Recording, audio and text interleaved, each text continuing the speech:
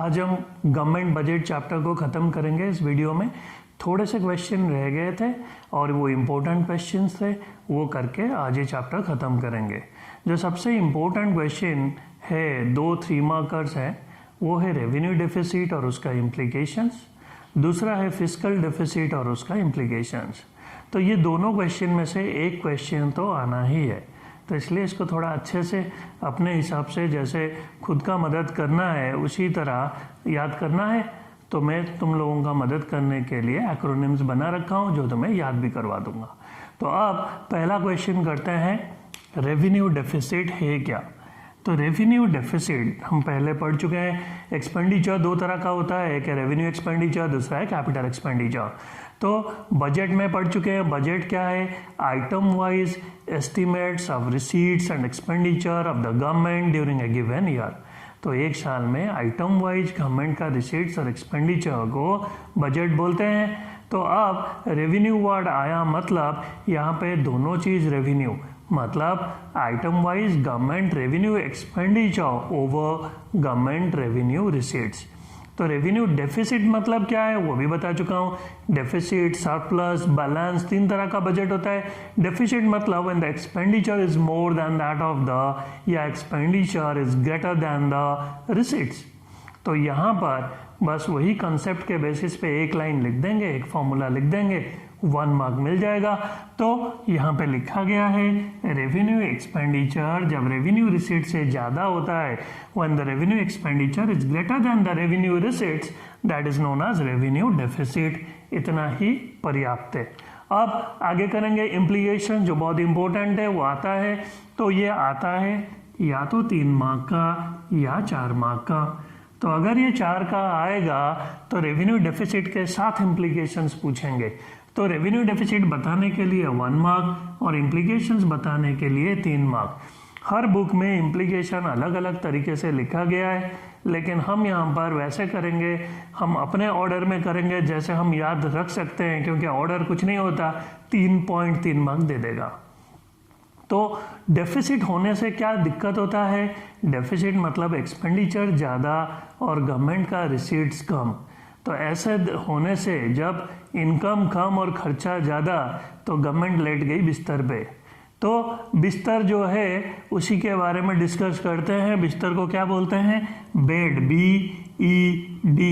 जानबूझ के ये एक्रोनिम बनाया गया है। तो गवर्नमेंट बिस्तर पे लेटी मतलब गवर्नमेंट बीमार है। तो बीमार हुआ तो क्या करेगा गवर्नमेंट? तो पहला B से जो है बोरोइंग, डॉक्टर को देने के लिए पैसा चाहिए, उधार लेंगे, तो बोरो करेगा गवर्नमेंट, क्योंकि उसका एक्सपेंडिचर ज़्यादा और इनकम कम। तो जब बोरो करेगा क्या हुआ? लाइबिलिटी बढ़ा। तो एक लाइन लिख देंगे, it will result in increase in liability. तो जब लाइबिलिटी बढ़ जाता है, ठीक है, लाइबिलिटी मतलब लोन लिए उसे रीपे करना है, तो बर्डन बढ़ गया। तो लाइबिलिटी, लोन लेने के लिए हमारा क्रेडिट वर्दीनेस दिखाया जाता है कि पहले से कितना लोन ले रखे हो, टाइमली EMI दे पाते हो या नहीं, इंटरेस्ट टाइमली नहीं दे पाओगे तो कोई आगे लोन नहीं देगा। तो क्रेडिट वर्दीनेस जो है वो डिक्रीज हो जाता है। तो एक लाइन लिखना है हमें, point carries half mark and explanation carries half mark. तो पॉइंट तो हो गया बोरोइंग्स, और एक्सप्लेन करने के लिए एक लाइन कुछ भी लिख लो, या तो लाइबिलिटी बताओ इंक्रीज हो गया, या बताओ क्रेडिट वर्दीनेस डिक्रीज हो गया। इतना ही जो है बहुत है। तो ऐसे करके एरो देके खुद को जो है याद रखने के लिए मदद कर सकते हैं। तो बेड में से तो गवर्नमेंट बिस्तर पे लेटी हुई है, B गया। अब आ गया E। तो जब बिस्तर पे लेटी हुई है गवर्नमेंट, जानबूझ के जेंडर बेंडर खेल रहे हैं, लेटी, क्योंकि बच्चों को जो है, पुराने बच्चे बोल रहे थे सर कुछ ह्यूमर ही नहीं है, पूरे सीरियस होकर पढ़ाते हो। अब जानबूझ के जो बोलते थे मेल को फीमेल, फीमेल को मेल, वैसे कर दो, एटलीस्ट बच्चों को देखने में वीडियो मज़ा तो आएगा। तो आप देखते हैं, मज़े लेते हैं पूरी तरह से। E जो है, E में क्या होता है? एक्सपेंडिचर। तो जब गवर्नमेंट बीमार हुआ तो उसका एक्सपेंडिचर बढ़ा। भाई फल वगैरह खाते हैं हम बीमार पड़ने से, तो गवर्नमेंट का दिक्कत ये हो गया, तो उसका एक्सपेंडिचर जो है ज़्यादा है, और डेफिसिट इसीलिए हो रहा है क्योंकि एक्सपेंडिचर ज़्यादा, रिसीट्स कम। तो इसको ठीक कैसे कर सकते हैं? 2 ही तरीका है, या तो रिसीट्स बढ़ा दो या एक्सपेंडिचर कम कर दो। तो गवर्नमेंट क्या करा? एक्सपेंडिचर कम करा, दे कर्टेल देयर एक्सपेंडिचर। तो एक्सपेंडिचर कम करे मतलब वेलफेयर एक्टिविटीज़ कम कर दिए, जो लोगों के वेलफेयर के लिए खर्चा करते थे, फ्री हॉस्पिटल मिलता था, फ्री स्कूल मिलता था, वो सब कम कर दिया गया, तो इससे लोगों को नुकसान हुआ। तो ई से एक्सपेंडिचर हो गया। तीसरा पॉइंट बेड का डी रिप्रेजेंट्स डिसइन्वेस्टमेंट। 1 मार्कर में पूछ लेंगे डिसइन्वेस्टमेंट क्या है, तो कंसेप्ट को समझो, कंसेप्ट को लिख दो, डिसइन्वेस्टमेंट भी हो गया, पॉइंट भी हो गया। तो डिसइन्वेस्टमेंट, इन्वेस्टमेंट का मतलब है पैसा लगाना, डिसइन्वेस्टमेंट मतलब लगाया हुआ पैसा को निकालना। तो क्या हुआ, कहीं पैसा लगाया मतलब शेयर खरीदा किसी कंपनी का, तो वो निकालूंगा कैसे, शेयर बेच के। तो गवर्नमेंट क्या करता है, जो गवर्नमेंट ऑर्गेनाइजेशन है, जैसे जो है दिल्ली में दिल्ली विद्युत बोर्ड था, गवर्नमेंट का था, गवर्नमेंट इसका शेयर रिलायंस को बेच दिया, वो बन गया BSES। तो गवर्नमेंट को पैसा मिल गया शेयर बेच के। तो उसी तरह government, when the government sell public sector undertaking to the private sector, that process is known as disinvestment. जब government public sector undertaking private sector को बेच देता है, पब्लिक सेक्टर अंडरटेकिंग का शेयर, ताकि जो लगाया हुआ पैसा वो निकाल ले। क्यों भाई, क्योंकि गवर्नमेंट बीमार है, क्योंकि एक्सपेंडिचर जो है ज़्यादा है, तो उनको जो है पैसा नहीं है, पैसा चाहिए, तो उन्होंने अपने असेट्स बेचे। तो दैट इज डिसइन्वेस्टमेंट। तो अब हमारा रेवेन्यू डेफिसिट और उसका इम्प्लीकेशंस हो गया। तो अब याद रखने के लिए मुश्किल नहीं होगा, क्योंकि हम जानबूझ के ऐसे बिस्तर बना रखे हैं कि गवर्नमेंट बीमार है तो बिस्तर पे लेटी हुई है। फाइन। तो अब दूसरा इंपॉर्टेंट क्वेश्चन, उसी के साथ ये चैप्टर खत्म हो जाएगा। फिर हम 1 मार्कर 2 फालतू कर लेंगे, 2-3 चीज़ें फालतू डिस्कस कर लेंगे, ताकि वीडियो में कुछ कंटेंट हो फालतू नॉलेज बढ़ाने के लिए। तो अब चलते हैं नेक्स्ट क्वेश्चन पे। अब नेक्स्ट इंपॉर्टेंट क्वेश्चन वो है फिस्कल डेफिसिट है क्या और उसका इम्प्लीकेशन। डेफिसिट पहले से ही पढ़ चुके हैं। डेफिसिट मतलब expenditure is greater than that of the receipts. Expenditure जब रिसीट से ज़्यादा होता है वो डेफिसिट है। तो अब रेवेन्यू डेफिसिट में हम क्या कर रहे थे, हम लिए थे रेवेन्यू एक्सपेंडिचर और रेवेन्यू रिसीट्स। और फिस्कल में क्या होता है, रेवेन्यू के जगह वो टोटल आ जाता है। हमें पता है एक्सपेंडिचर 2 तरह का होता है, revenue as well as capital, और एक्सपेंडिचर जैसे 2 तरह का होता है, रिसीट्स भी 2 तरह का होता है, revenue as well as capital. तो जब दोनों ले लेते हैं रेवेन्यू और कैपिटल, तो वी गेट टोटल एक्सपेंडिचर, और यहाँ पर आ गया टोटल रिसीट्स। तो जब टोटल एक्सपेंडिचर टोटल रिसीट से ज़्यादा होगा, लेकिन टोटल रिसीट्स में सबसे इम्पोर्टेंट चीज़ है एक्सक्लूडिंग बोरोइंग। किसी से उधार लिए तो वो भी रिसीट, पैसा तो आ ही गया, लेकिन वो इनकम थोड़ी है, तो उसे इनकम नहीं गिनेंगे। तो हम बोरोइंग को यहाँ पे एक्सक्लूड करते हैं, जो सबसे इम्पोर्टेंट चीज़ है। यहाँ पे या तो टोटल करो, यहाँ पे या तो पब्लिक लिखो। And the public expenditure is greater than that of the public receipts excluding borrowing, that is regarded as fiscal deficit. ये आपको 1 मार्क दे देगा।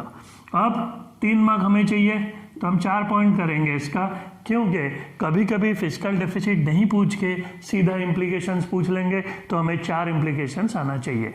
तो एक एक करके डिस्कस करते हैं। तो इसके लिए भी एक्रोनिम बना रखा हूँ, ठीक है, ताकि आप लोगों को याद रह जाए।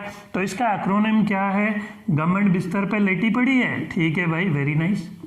तो वेरी नाइस जो है मतलब मजे ले रहे हैं, सार्कास्टिकली बोल रहे हैं, तो ऐसे करके याद रखेंगे।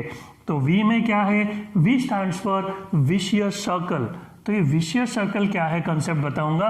Vicious circle of high FD stands for fiscal deficit, GDP low हो जाता है। तो जीडीपी हम पहले ही पढ़ चुके हैं, ग्रॉस डोमेस्टिक प्रोडक्ट। तो अब हम ये कर रहे हैं कि विशियस सर्कल क्या है बताता हूँ। विशियस सर्कल मतलब हिंदी में चक्रव्यूह। जैसे अर्जुन जो है महाभारत में चक्रव्यूह में घुसा था, तो विशियस सर्कल ऐसे चक्रव्यूह है जिसे तोड़ के बाहर निकालना मुश्किल नहीं है, सर्कल सर्कल घूमते रहोगे। कैसे, जैसे विशियस सर्कल ऑफ पॉवर्टी जो है प्रोफेसर नॉक्स बताए थे, ये हमारा जो है दूसरा जो इको का 2 बुक है, ठीक है, 2nd बुक में है पॉवर्टी क्या है। तो विशियस सर्कल जो है वो विशियस सर्कल ऑफ पॉवर्टी, ये प्रोफेसर नॉक्स बताए थे, ठीक है। उनका लॉजिक ये था, man is poor because he is poor. भाई इंसान गरीब है क्योंकि वो गरीब है, सो सिंपल। कैसे गरीब है, देखो अगर इंसान गरीब है तो खाने को नहीं मिलेगा, खाने को नहीं मिलेगा तो फिजिकली वीक होगा, कमजोर हुआ तो फिर मेहनत भी कर नहीं पाएगा, कम मेहनत करेगा, जब कम काम करेगा तो कम पैसा मिलेगा। सो that is why it is rightly said a man is poor because he is poor. तो इसीलिए बोलते हैं तो इस चक्रव्यूह से बाहर कैसे निकलेगा, गरीबी से बाहर निकल ही नहीं सकता, that is the vicious circle. तो इस सर्कल से निकलना मुश्किल है। उसी तरह यहाँ पर विशियस सर्कल किसका, high fiscal deficit and low GDP growth. बोल रहे हैं पहला पॉइंट क्या लिखा, GDP is low because of high fiscal deficit, क्योंकि पैसा नहीं है। जब पैसा नहीं है, कैपिटल नहीं है, तो फिर प्रोडक्शन कैसे होगा, तो कैपिटल फॉर्मेशन कम, कंट्री में प्रोडक्शन कम, तो जीडीपी जो है कंट्री का लो हो गया। ठीक है, दूसरा aspect same, high fiscal deficit. तो जब कमाई कम है, a man is poor because he is poor, जब कमाया कम तो फिस्कल डेफिसिट, एक्सपेंडिचर ज़्यादा कमाई कम, तो जीडीपी तो लो होना ही था। तो ऐसे सर्कल में घूमते रहेंगे। This is the implication of fiscal deficit. तो वी में वेरी नाइस में से विशियस सर्कल को याद रखना। दूसरा चीज एन में क्या है, नेशनल डेट। भाई एक्सपेंडिचर अगर ज़्यादा है, इनकम कम है, तो क्या करेंगे, उधार लेंगे भाई दोस्त से। तो ये तो एक इंडिविजुअल का बात हो गई, गवर्नमेंट भी उसी तरह उधार लेता है। तो गवर्नमेंट जब उधार लेता है, उधार जो है लोन को डेट बोलते हैं, तो कंट्री का उधार हो गया, so that is national debt. तो पहला लाइन, एक दो लाइन लिखना है, fiscal deficit leads to national debt, point कोई लिख दो, एक लाइन हो गया। दूसरा चीज, हिंडर्स जीडीपी ग्रोथ। अगर उधार लोगे तो फिर तुम्हें इंटरेस्ट भी पे करना है और प्रिंसिपल भी पे करना है, तो ये जो गैप है ये और बढ़ता जाएगा, क्योंकि एक्सपेंडिचर बढ़ गया, इनकम तो जितना था उतना ही है, और ऐड हो गया इंटरेस्ट भी पे करना है और प्रिंसिपल भी पे करना है। तो इसीलिए जो है the problem arise that the national income, government will use the national income to pay the past debts, so the gap between expenditure and receipts will further increase.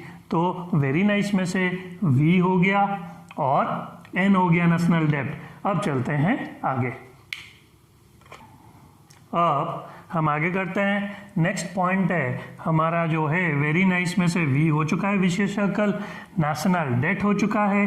अब आई इन्फ्लेशन कर देंगे, फिर इसके बाद सी ई छोड़ देते हैं, 4 पॉइंट चाहिए था, एक एक्स्ट्रा पॉइंट कराने जा रहा था, तो हम इतना ही करते हैं। ठीक है, तो अब I stand for inflation. Inflation क्या है, it is a situation where price rises continuously irrespective of output. Inflation एक ऐसा सिचुएशन है जहां पर प्राइस बढ़ता जाता है, आउटपुट से कोई मतलब नहीं, आउटपुट बढ़े कम हो या उतना ही रहे, अगर प्राइस बढ़ता जाता है उसे इन्फ्लेशन बोलते हैं। तो ये तो इन्फ्लेशन का कंसेप्ट था।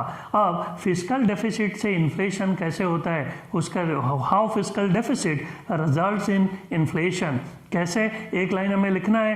पहला चीज यहाँ पे हुआ क्या, एक्सपेंडिचर ज़्यादा, रिसीट्स जो है कम है। तो जब गवर्नमेंट ऐसे सिचुएशन में फंसता है, एक्सपेंडिचर ज़्यादा, रिसीट्स कम, तो पैसा चाहिए, पैसा वो जो है आरबीआई से ले सकता है। तो गवर्नमेंट जब आरबीआई से, पहला पॉइंट वही हो गया, बोरोइंग फ्रॉम आरबीआई। तो अगर गवर्नमेंट बोरो करेगा आरबीआई से to meet his fiscal deficit, तो क्या हुआ, प्रोडक्शन तो उतना ही है, फालतू पैसा इकोनॉमी में आ गया। सो एमएस इंक्रीजेस, मतलब MS Dhoni, money supply increases. ठीक है, एमएस धोनी नहीं, मनी सप्लाई इंक्रीज होगा। अगर सामान उतना ही, सपोज 10 मार्कर है, पैसा इकोनॉमी में 100 रुपया था इस मार्कर को खरीदने के लिए, तो 10 रुपये में बिक रहा था। अगर 200 हो गया, डबल हो गया, नोट हम छाप लिए, लेकिन मार्कर तो 10 ही है, तो 10 का मार्कर 20 में बिकेगा। अगर 200 आ गया, अगर मनी सप्लाई डबल होता है, then the price of the commodity will double, और we can say that the value of money will reduce to half. तो मनी का परचेजिंग पावर आधा हो गया, जितना सामान ला रहे थे अब उतना पैसा दे के आधा सामान ला पा रहे हैं। तो यहाँ होता क्या है, when the government borrow from the RBI that will result in increase in money supply. अगर मनी सप्लाई बढ़ जाता है, जो कंसेप्ट में समझाया, उससे होता क्या है, महंगाई बढ़ेगा। सो फर्दर लीड्स टू, अभी आईपीएल शुरू होने वाला है, तो further leads to IPL. IPL क्या है, इंक्रीज इन प्राइस लेवल, तो प्राइस लेवल बढ़ जाएगा, उसी को इन्फ्लेशन बोलते हैं। That is why fiscal deficit results in inflation. तो ये वाला पॉइंट हो गया। अब चलते हैं नेक्स्ट पॉइंट पे। अब next point, crowding out. Crowd मतलब तो पता है भीड़, भीड़ भगा दिए मतलब क्राउडिंग आउट, मतलब जब गवर्नमेंट के पास पैसे का कमी हुआ, गवर्नमेंट का एक्सपेंडिचर रिसीट से ज़्यादा हुआ, तो गवर्नमेंट क्या करा, सारा पैसा खुद ही उठा लिया, मार्केट से लोन ले लिया। तो जब गवर्नमेंट सारा पैसा ले लिया, मार्केट में तो प्राइवेट इन्वेस्टर भी हैं, उन्हें भी तो पैसा चाहिए, तो वो भी तो इकोनॉमी को कंट्रीब्यूट करते हैं, उनके यहाँ भी लोग काम करते हैं, प्रोडक्शन होता है, इनकम जनरेट होता है, एम्प्लॉयमेंट अपॉर्चुनिटी बढ़ता है। तो गवर्नमेंट जब सारा पैसा मार्केट से उठा लिया तो प्राइवेट इन्वेस्टर के पास पैसा नहीं बचा। तो पहला पॉइंट वही लिखे हैं हम, क्या है, situation when high borrowing by the government reduces the availability of fund for private sector. तो प्राइवेट सेक्टर के लिए जो फंड था वो खत्म हो गया क्योंकि गवर्नमेंट सारा मार्केट से उठा लिया। तो अगर गवर्नमेंट सारा उठा लिया, both public sector and private sector contribute toward the development of the economy, toward the growth of the economy. तो एक सेक्टर का तो कहानी खत्म हो गई, तो overall investment in the economy is reduced because of this. तो ये है इफेक्ट फिस्कल डेफिसिट का, क्राउडिंग आउट। तो हमारा वेरी नाइस में से VNIC हो गया, हम ई को छोड़ रहे हैं क्योंकि हमें 3 पॉइंट करना था और ये 4 पॉइंट हुआ। बर्डन अपना नहीं बढ़ाएंगे, जितना चाहिए उतना ही पढ़ेंगे। तो आज जो है गवर्नमेंट बजट खत्म हो गया, मैं सोचा था कुछ फालतू डिस्कस करूंगा, लेकिन इतना समझाने में ही टाइम हो गया। तो गवर्नमेंट बजट इतना ही, हम आगे नेक्स्ट वीडियो में नेक्स्ट चैप्टर करेंगे। अगर आप लोगों को पसंद आया, बहुत लोग जो है अच्छा कमेंट्स भी कर रहे हैं, लाइक्स भी आ रही है, सब कुछ हो रहा है, लेकिन मैसेज स्प्रेड करो, ज़्यादा से ज़्यादा बच्चों को जो है हेल्प करना मोटिव है। जितना ज़्यादा बच्चों को हो सके ये फ्री का सर्विस मिले तो ही हमारा पर्पस सॉल्व होगा। Thank you.